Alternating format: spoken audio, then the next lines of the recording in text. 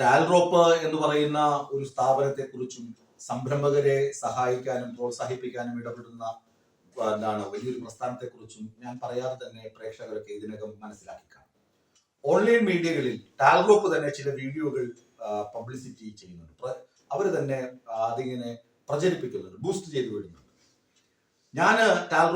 ഞാനും ഞങ്ങളുടെ മാനേജിംഗ് എഡിറ്ററും കൂടി ടാൽറോപ്പിന്റെ ഒരു ശാഖയിൽ പോയി വളരെ നേരം സംസാരിച്ച് ഇതിന്റെ പ്രവർത്തനങ്ങൾ എന്തൊക്കെയാണെന്ന് മനസ്സിലാക്കിയതിന് ശേഷമാണ് ഞാൻ ഈ വീഡിയോ ചെയ്യുന്നത്. ആ അറിവിൽ നിന്നാണ് ഈ വീഡിയോ.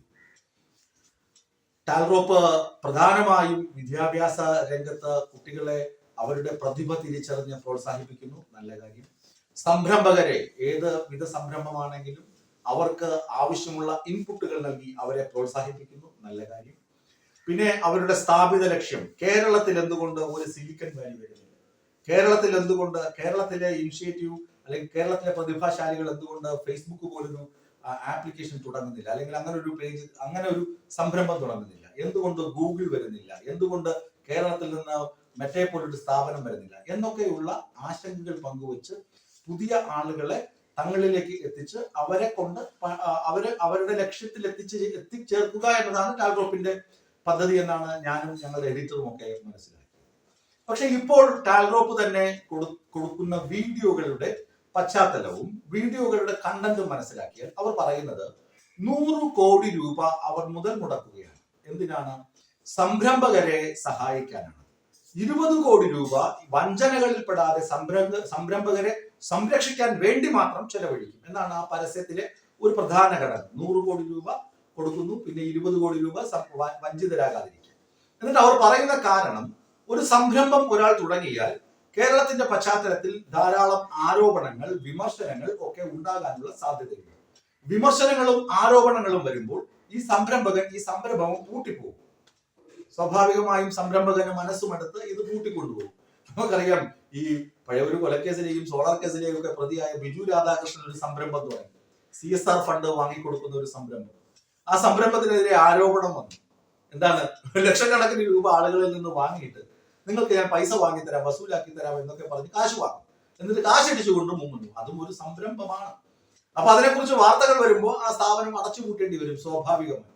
അങ്ങനെ നമ്മുടെ നാട്ടിൽ അടച്ചുപൂട്ടപ്പെടുന്ന സംരംഭങ്ങളിൽ ഏറിയ പങ്കും ഇങ്ങനെയുള്ള മണി ചെയിൻ തട്ടിപ്പ്, പൈസ അടിച്ചു മാറ്റൽ, എന്തെങ്കിലുമൊക്കെ നിധി, ഇങ്ങനെയുള്ള സംരംഭങ്ങളാണ് നാട്ടിൽ പൂട്ടിപ്പോകുന്നത്. അല്ലാതെ ഒരു IT പ്രൊഫഷണൽ ഒരു സ്ഥാപനം തുടങ്ങിയാലോ ഒരു ഓൺലൈൻ സ്ഥാപനം തുടങ്ങിയാലോ അങ്ങനെ ഒന്നും പൂട്ടിപ്പോകുന്ന പശ്ചാത്തലമൊന്നും കേരളത്തിൽ ഇപ്പോഴില്ല. മുമ്പാണെങ്കിൽ അങ്ങനെയൊക്കെ ഈ കൊടി പിടിക്കൽ എന്നൊക്കെ പറഞ്ഞ് CPM-ന്റെ വള്ളക്ക് കയറുന്ന ഇടപാടൊക്കെ നടക്കുമായിരുന്നു. ഇപ്പൊ അതും ഇല്ല. കാരണം വ്യവസായ സൗഹൃദ സംസ്ഥാനമാണെന്ന് കേന്ദ്രം തന്നെ അവരുടെ സൂചികയിൽ, അവരുടെ പട്ടികയിൽ കേരളത്തിന് ഇടം കൊടുത്തിട്ടുണ്ട്. ഈ ഒരു പശ്ചാത്തലത്തിലാണ് ടാൽറോപ്പിന്റെ ഈ പരസ്യം കണ്ടിട്ട് ഞങ്ങൾ ഇതിനെക്കുറിച്ച് അന്വേഷിക്കുന്നത്. അവർ പറയുന്നു, അവരെ കുറിച്ച് നെഗറ്റീവ് പബ്ലിസിറ്റി ആരൊക്കെയോ കൊടുക്കുന്നുണ്ട്. അല്ല, അവർ തന്നെ കൊടുക്കുന്നുണ്ട്. ആ വീഡിയോയുടെ ഉള്ളടക്കമാണ്. അവർ തന്നെയാണ് നെഗറ്റീവ് പബ്ലിസിറ്റിയുടെ പിന്നിൽ. ആ നെഗറ്റീവ് പബ്ലിസിറ്റിയെ മറികടക്കാനുള്ള മുഴുവൻ സോഴ്സും അവരുടെ കയ്യിലുണ്ട് എന്ന് അവർ തന്നെ പറയുന്നു. അപ്പോൾ നെഗറ്റീവ് പബ്ലിസിറ്റി അവർ കൊടുക്കുന്നത് എന്തിനാകും? സ്വാഭാവികമായും നല്ല കാര്യം പറഞ്ഞു കഴിഞ്ഞാൽ ആളുകൾ എത്ര പേര് കാണും? വീഡിയോ ഇല്ല. എന്നാൽ തെറ്റുന്ന വീഡിയോ, ചീത്ത വീഡിയോ ഒക്കെ കാണാൻ ആളുകൾ തള്ളിക്കയറും. അപ്പോൾ ഒരു സ്ഥാപനം തകരുന്നു എന്ന് പറയുമ്പോൾ ആളുകൾ അത് എന്തുകൊണ്ടാണ് എന്നറിയാൻ വേണ്ടി തള്ളിക്കയറ്റം നടത്തും. അപ്പോൾ അതിനെ മറികടക്കാനുള്ള അടുത്ത മരുന്നുകൾ അവർ കൊടുക്കും. ഈ അന്വേഷണങ്ങളിൽ നിന്ന് നിങ്ങളുടെ സ്ഥാപനം പൂട്ടിപ്പോവുകയാണെന്ന് അന്വേഷിക്കുമ്പോൾ തന്നെ അവരോട് പറയുന്നു, അങ്ങനെ ഒന്നുമല്ല, ഞങ്ങളുടെ സ്ഥാപനം ഇതാണ് എന്ന്. ക്യാൻവാസിംഗ് ആണ് ഈ ഒരു പരസ്യത്തിന്റെ പ്രധാനപ്പെട്ട അജണ്ട എന്ന് മനസ്സിലാക്കുന്നത്. ഇനി ഇവർ പറയുന്ന 100 കോടി 20 കോടി എന്ന വലിയ കണക്കുകളൊക്കെ പറയുന്നുണ്ട്. ഈ കണക്കുകൾ എന്തിനാണ് ഇങ്ങനെ പെരുപ്പിച്ച് കാണിക്കുന്നത്? അത് നമുക്കറിയാം. ഇപ്പോ ചക്ക ഈച്ചയെ എങ്ങനെയാണ് ആകർഷിക്കുന്നത്?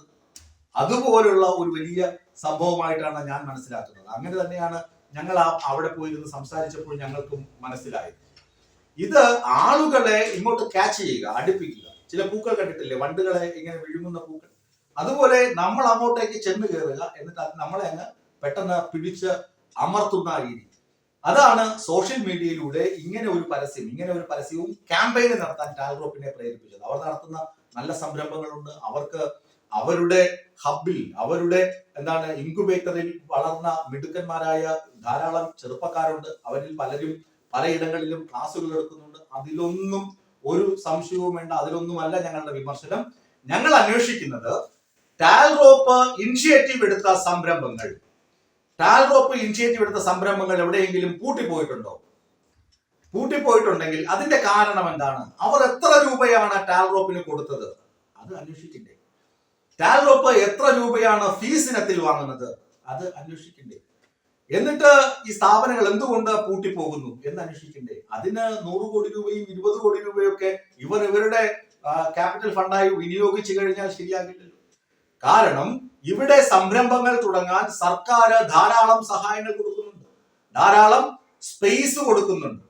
അവിടെയൊക്കെ തുടങ്ങുന്ന സംരംഭങ്ങൾ പലതും വിജയിക്കുന്നു. 99% വിജയം തന്നെയാണ്. എന്നാൽ ഇവർ ടാൽറോപ്പ് ഒക്കെ ഇനിഷ്യേറ്റീവ് എടുത്ത് തുടങ്ങുന്ന സംരംഭങ്ങൾക്ക് അല്ലെങ്കിൽ ഇവരുടെ ഗൈഡൻസിന് പോകുന്ന ആളുകളിൽ നിന്ന് ലക്ഷക്കണക്കിന് രൂപ ഫീസ് ഇനത്തിൽ വാങ്ങുന്നുണ്ട് ടാൽറോപ്പ് ഒക്കെ. അതൊക്കെ ഇവർക്ക് നിഷേധിക്കാൻ കഴിയുമെങ്കിൽ നിഷേധിക്കട്ടെ. എന്നിട്ടാണ് പറയുന്നത് നെഗറ്റീവ് പബ്ലിസിറ്റി അവർ തന്നെ കൊടുക്കുന്നു, അതിന് മറുമരുന്ന് അവരുടെ കയ്യിൽ തന്നെ ഉണ്ട് എന്നൊക്കെ പരസ്യം നൽകി വീണ്ടും ആളുകളെ ആകർഷിക്കുന്നത്. ഇവിടെ സംരംഭങ്ങൾ കൂട്ടിപ്പോകുന്ന ഒരു സാഹചര്യമില്ല. ഏതായാലും ഞങ്ങൾ ഈ പരസ്യത്തെക്കുറിച്ചും ഇക്കാര്യങ്ങളെ കുറിച്ചും ഞങ്ങളുടെ എഡിറ്റോറിയൽ ടീം വിശദമായ അന്വേഷണം നടത്തുന്നുണ്ട്. ഞാൻ പറഞ്ഞല്ലോ, ഞാനും ഞങ്ങളുടെ മാനേജിംഗ് എഡിറ്ററും അവിടെ പോയിരുന്ന് സംസാരിച്ച് കാര്യങ്ങൾ മനസ്സിലാക്കിയതിന് ശേഷമാണ് ഈ വീഡിയോ എടുക്കുന്നത്. ഇല്ലെങ്കിൽ അവർ തന്നെ അത് നിഷേധിക്കട്ടെ, ഞങ്ങൾ പോയിട്ടില്ല എന്നവർ നിഷേധിച്ചു കൊള്ളട്ടെ. അപ്പോൾ വീണ്ടും ഞങ്ങളുടെ എഡിറ്റോറിയൽ ടീം ടാൽറോപ്പിന്റെ സാമൂഹിക ഇടപെടലുകളെ കുറിച്ച് വിശദമായി അന്വേഷിക്കുന്നുണ്ട്. ലക്ഷക്കണക്കിന് രൂപ ഫീസ് ഇനത്തിൽ വസൂലാക്കിയിട്ടാണ് ഇവരുടെ ഈ പ്രവർത്തനങ്ങളൊക്കെ നടത്തുന്നത്. ഇവർ കേരളത്തെ സിലിക്കൺ വാലി ആക്കുകയോ ഗൂഗിളിന്റെ ഹബ് ആക്കുകയോ അതൊക്കെ ചെയ്യുന്നത് നല്ലത് തന്നെയാണ്, അതിനൊന്നും എതിർപ്പില്ല. പക്ഷെ ഈ വ്യാജ പരസ്യങ്ങൾ നൽകി ആളുകളെ തട്ടിപ്പിലോട്ട് തള്ളിയിടരുത്. വീണ്ടും നിങ്ങളും ചെയ്യുന്നത് ഈ വ്യാജ കമ്പനികളുടെ അതേ മാതൃകയിലുള്ള ചീറ്റിംഗ് ആണ്. അതിന് വേറൊരു വഴി തിരഞ്ഞെടുക്കുന്നു എന്ന് മാത്രമെന്ന് സമൂഹം വിശ്വസിച്ചാൽ അത് ശരിയെന്ന് സമ്മതിക്കേണ്ട ബാധ്യത നിങ്ങൾക്കുണ്ടാകുമെന്ന് ഓർമ്മിപ്പിക്കുന്നു.